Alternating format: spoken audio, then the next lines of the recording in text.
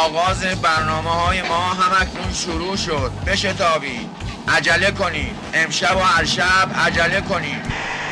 امروز سه‌شنبه 13 تیر ماه 1396 اینجا رادیو پیک است. امروز کلی خبر مبر و گزارش مزارش و ترانه مرانه داریم. امیدواریم که تا آخرش پایه باشین. آخ یادم رفت، سلام علیک. دلدار سلام علیک، صد بار سلام علیک. وان لحظه که در غارم با یار سلام علیک. غمخوار سلام علیک، هر بار سلام علیک. بر مالک خود گویم در نار سلام علیک. خب عرض کنم حضور شما که لاریجانی گفت در گوش من گفت، سر کوچمون گفت، دم درمون گفت.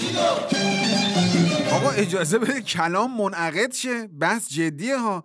خب داشتم میگفتم لاریجانی گفت در گوش من گفت، سر کوچمون گفت، دم درمون گفت. آقا اصلا ایشون غلط کرد، گفت ایشون اظهار داشت. ببینم میتونی ترانه بیاری با اظهار داشت؟ خب نکن، اذیت نکن دیگه. خب بله، گفته که در هیچ کجای دنیا رسم نیست که قوه قضاییه رو زیر سوال ببرن. خب راست گفته دیگه، چرا هی زیر سوال میبرین؟ ملت انقلاب نکردن که شما هر جای این نظام رو زیر سوال ببرین که؟ از اونجا که این مم صادق لاریجانیا مثل مارکوپولو همه جای دنیا رو گز کرده اطلاع کامل داره.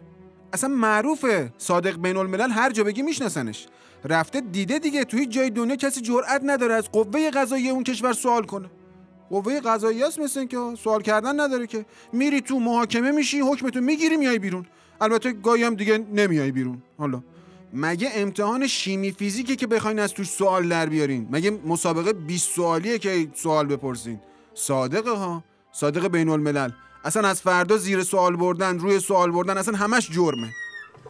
داداش داشتیم صحبت میکردیم و درو بس رفت. هر بار این درو محکم نبند، نرو این چشمای ترو نکن تو بدتر و نفسم میبره، دل من دل خوره، بی تو از دل هره، هر دقیقش پره. LFMTV Telegram Channel.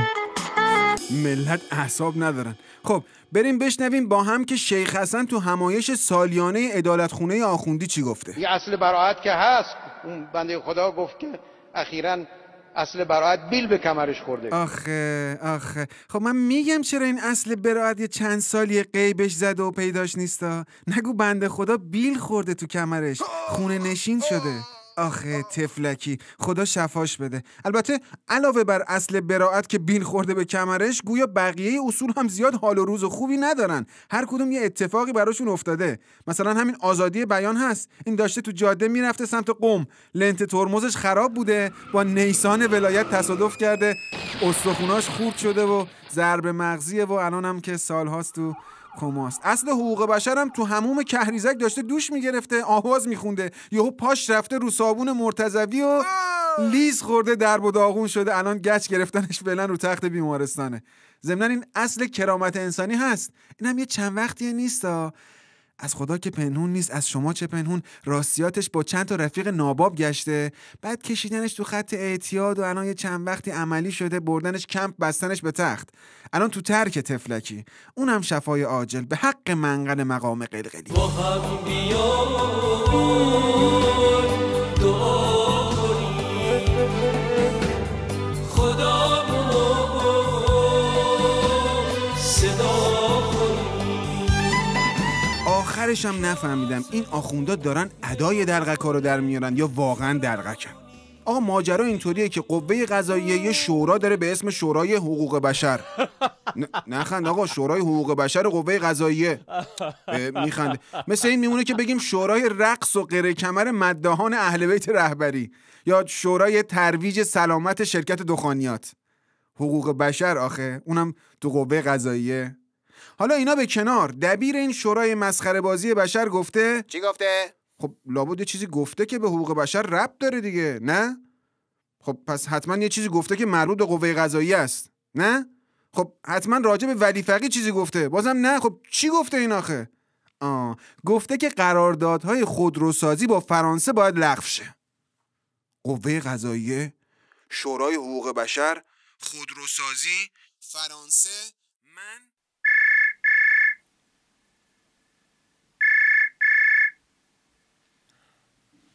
سلام علیکم. بونژور موسیو، بفرمایید.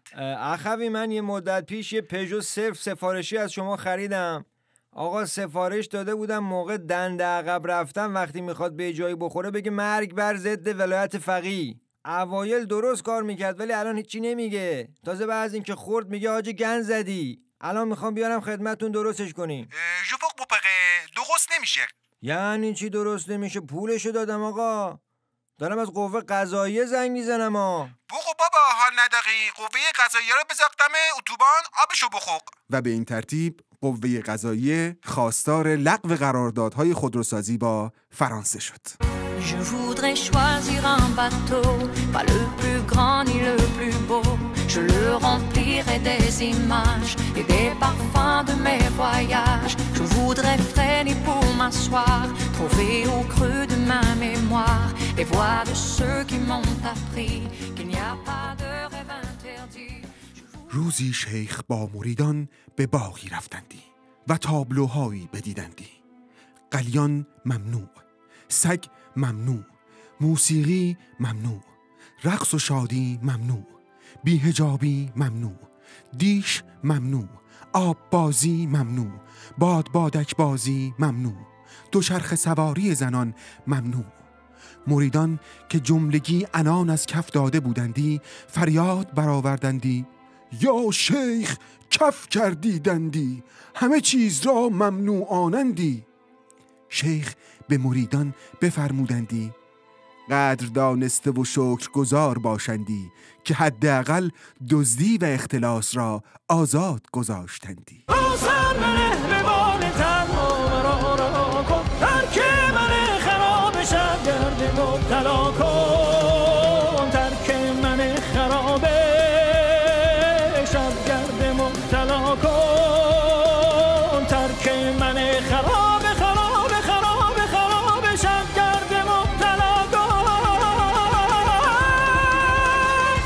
آقا ما منتظر شدیم که این قالیباف بیاد یخچال خونمون رو پر کنه، ولی نیومد که نیومد. ما مصممیم در دولت مردم این قشر زحمتکش رو یه اطمینان رو بهشون بدیم که هیچ موقع نگران یخچالشون نباشن. یعنی هر موقع یخچال باز کردن مطمئن بشه یخچالشون پر هست. خب نیومد که نیومد، بنابراین ما پول یارانه رو برداشتیم رفتیم بازار تره‌بار. همینطور که داشتیم اشک میریختیم و قیمت‌ها رو میخوندیم، یهو در یک مقایسه اجمالی متوجه شدیم که قیمت پیاز از موز گرونتر شده.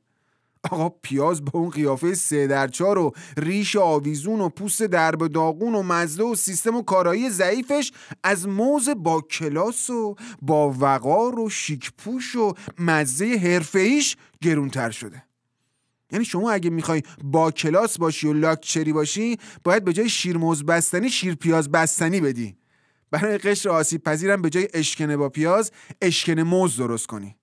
واقعا این چه داستانیه. آقا اگه کسی آدرس اون میوه فروشی سر کوچه آقا محمودو داره واسه ما هم بفرسته.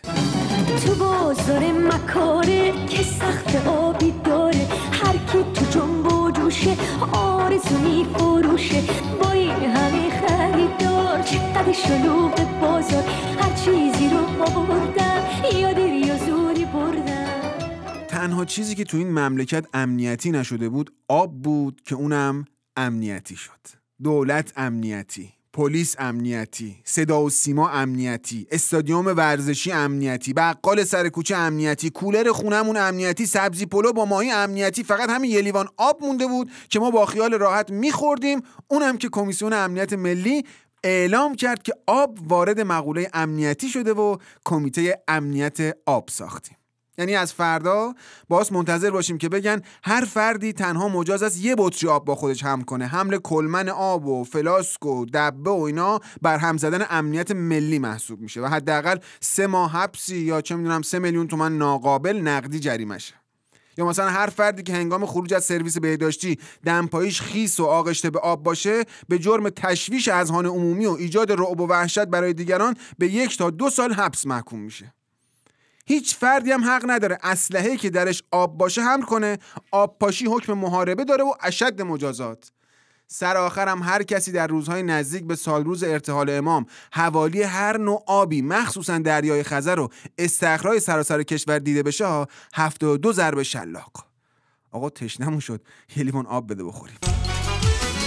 لب تشنه من، دل خسته من، هنوز در انتظار قلب شکسته من. خب جهت تلطیف فضا اجازه بفرمایید که یه شعر خدمتتون بخونم. یه کتاب شعرم آوردم که میفرماید، اجازه بدیم. بله. یارم نیامد بچه را در کوچه زدم. خب کو بقیهش؟ ای بابا این چرا بقیه نداره؟ جان همین بود؟ یارم نیامد بچه را زدم؟ این الان شعر بود؟ عجب. خب اگه این شعر بود که من الان دیوان تقدیمتون میکنم دیگه. اجازه بدیم من بله میگه مثلا آشنا دست جنتی را بوسید، عمامه حسن در کوچه فر خورد. خیلی خوب. طیب انفاسکم. آقا آتش به اختیار داد، زغال از روی منقل به کوچه افتاد. به خیلی خوب. سپاه تحریم شد، محسن رضایی سر کوچه وایساد. طیب انفاسکم. احمدی نژاد قهر کرد، شامپانزه را در کوچه زد. قسمت آخرش نیمایی بود، اما قسمت های اولش نیمایی نبود و نه وزن داشت و نه قافیه.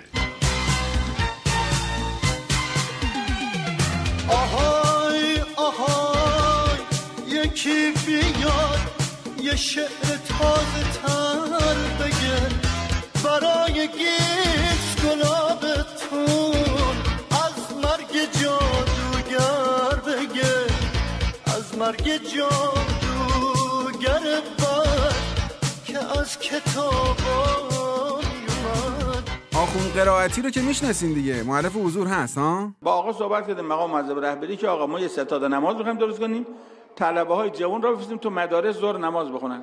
گفت خیلی کار خوبیه. گفتم پول بده. گفت حرف پول نزن. اون زمانی که تیویریش قحطی دلقک بود، اینو می آوردنش با احادیث و روایات من در آوردی مردمو میخندوند. حالا جدیدن گفته که بعضیا دین رو به خاطر حرف نونی که آخر کلمه دین هست میخوان، چون دین واسهشون نون داره. بله دقیقاً همینطور حاج آقا، ما هم سال هاست که داریم همینو میگیم دیگه. این آخوندا دین رو واسه نونش میخوان، ولی کو گوش شنوا. البته حاج آقا خودشون گویا از طریق جراحی هیپوفیز و مغز درآمد دارن. بعد از اون هم تو راه بیمارستان تا خونه مسافرکشی میکنن، صبحای زودم روزنامه میفروشن و آخر هفته هم بیل میزنن و بلال میفروشن. اصلا از طریق دین پول در نمیارن ایشون، اصلا ابدا. مدیونی اگه فکر کنی که تیوی ریش دقیقه 90,000 تومان بابت اراجیف ایشون بهشون نون میده. نه، حاج آقا جراح مغزه، هیپوفیز پیوند میزنه. بر من گذشتی سر بر نکردی، از عشق گفتم باور نکردی، دل را فکندم ارزان به پایت، سودای مهرش در سر نکردی. بر اساس خبری که همکنون به دست ما رسید، اعضای جبهه اسهالات در سرتاسر کشور در مرحله غلط کردیم پاچه رو بده بخارونیم قرار گرفتند. آخه حسام الدین آشنا مشاور شیخ حسن که تا هفته پیش توییت‌های فتنه‌گرانه میزد، حالا امروز عکس دستبوسی عمیقش از نمیرالدوله جنتی منتشر شده. بعدم زیرش نوشته که میتوان حرمت استادان را نگه داشت ولی از مواضع خود کوتاه نیامد. بله خب میشه زیر عبای ولایت سینه زد، ادعای اصلاح طلبی هم داشت.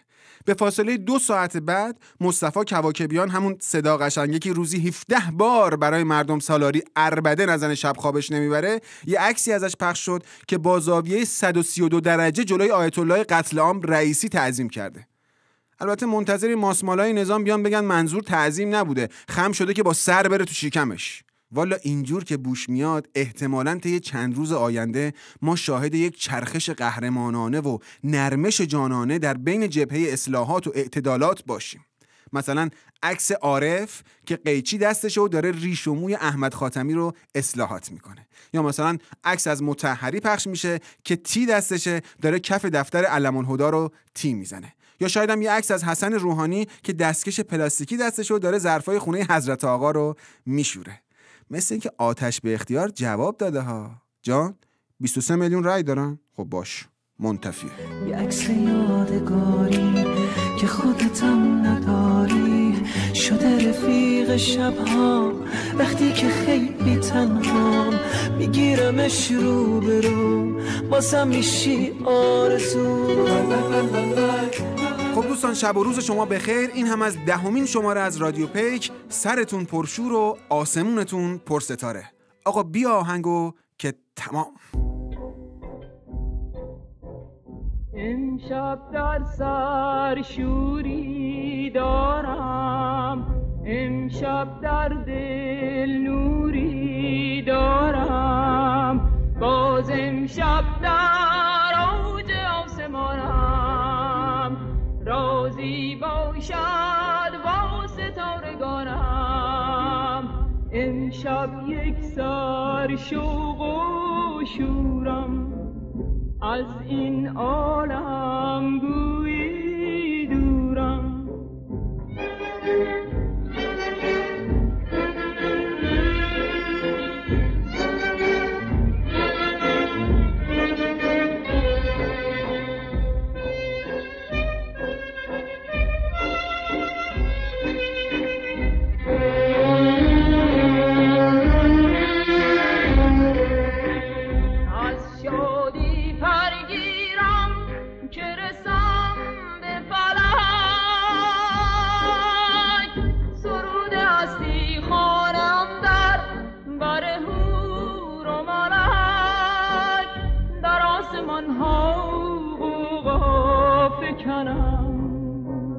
سبو بریزم ساغر شکنم.